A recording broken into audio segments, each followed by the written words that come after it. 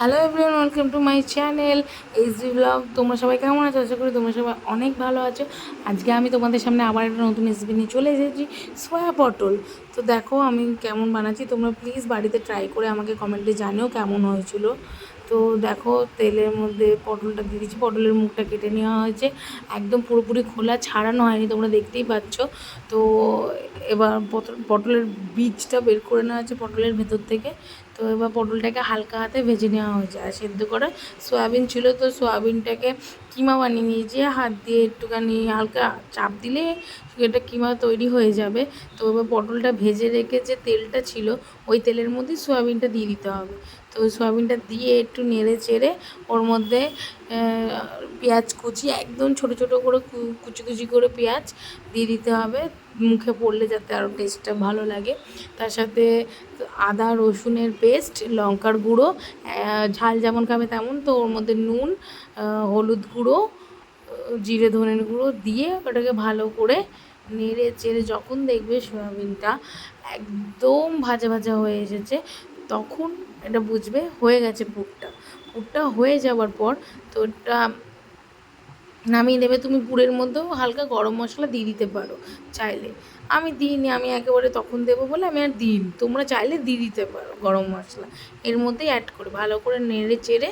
দেখো আমি ভালো করে নেড়ে চেড়ে যখন এটা ভাজা ভাজা হয়ে যাবে তখন আমি এটাকে নামিয়ে নেবো। এবার এটাকে আমি নামিয়ে নিচ্ছি। নামিয়ে নেওয়ার পর এটাকে এবার ছিটিয়ে দেওয়া হচ্ছে, তো এটা ঠান্ডা হয়ে যাবে। এবার ওই যে ভেজে রাখা, যে হালকা হাতে যে ভেজে রেখেছিলাম পটল, তো ওই পটলে পুরের মধ্যে মানে পটলের মধ্যে পুরটা ঢুকিয়ে দিচ্ছি। তোমরা চাইলে পটলের বীজটাকে আলাদা করে পেস্ট করে এর সাথে নেড়ে চেড়ে নামাতে পারো।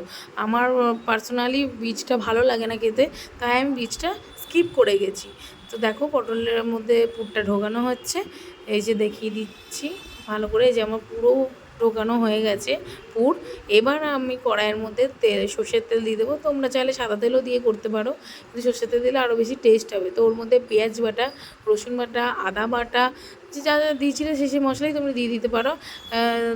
জিরে ধনের গুঁড়ো, হলুদ গুঁড়ো, লঙ্কার গুঁড়ো, আমি একবার লঙ্কার গুঁড়ো ইউজ করেছি বলে আমি এখানে কাশ্মীরি লঙ্কার গুঁড়ো অ্যাড করলাম, যেহেতু ঝাল খাওয়া যাবে না, বাড়িতে একটা বেবি আছে তার জন্য।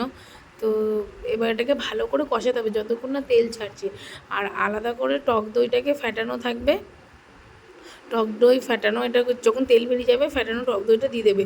দিয়ে ভালো করে নেড়ে চেড়ে যখন দেখবে এটা ভালো করে মশলাটা টক দইয়ের সাথে মিশে গেছে, তখন এর মধ্যে জলটা দিয়ে দেবে, হালকা উষ্ণ গরম জল। গরম জল দিলে আরও টেস্টটা বাড়ে রান্নার। তো গরম জলটা দিয়ে দেবে, দেওয়ার পর এবার পটলগুলোকে দিয়ে দেবে। পটলগুলো হালকা ডুবো ডুবো হতে দেবে। তোমাদের যেমন ঝোল রাখতে ইচ্ছা হবে, কারি খাইতে ইচ্ছা হবে, সেরকম রাখতে পারো। তো পটলটাকে আমি দেখো দিয়ে দিচ্ছি হালকা হালকা, একদম হালকা হাতে কড়াইটাকে নাড়া হবে কড়াইয়ের মধ্যে পটলগুলোকে দিয়ে, কারণ নাহলে ভেতরে পুরগুলো বেরিয়ে যেতে পারে। তো দেখো নাড়া হয়ে গেছে, এবার সেদ্ধও হয়ে গেছে পটলগুলো। পটলগুলো সেদ্ধ হয়ে গেছে, এবার নামিয়ে নেওয়ার পালা। নামানোর আগে ওই যে গরম মশলার গুঁড়ো আর সামান্য ঘি ছিটিয়ে গ্যাস বন্ধ করে নামিয়ে নেবে। তোমাদের রেসিপিটা কেমন লাগলো আমাকে অবশ্যই কমেন্টে জানিও কিন্তু। আর কমেন্টে তো জানাবেই, তার সাথে চ্যানেলটাকে লাইক সাবস্ক্রাইব করতে কিন্তু অবশ্যই ভুলো না, আর শেয়ার করতেও ভুলো না। প্লিজ শেয়ার করে দিও, সাবস্ক্রাইব করে দিও চ্যানেলটাকে। বাই। খেয়ে বলো কেমন হয়েছে।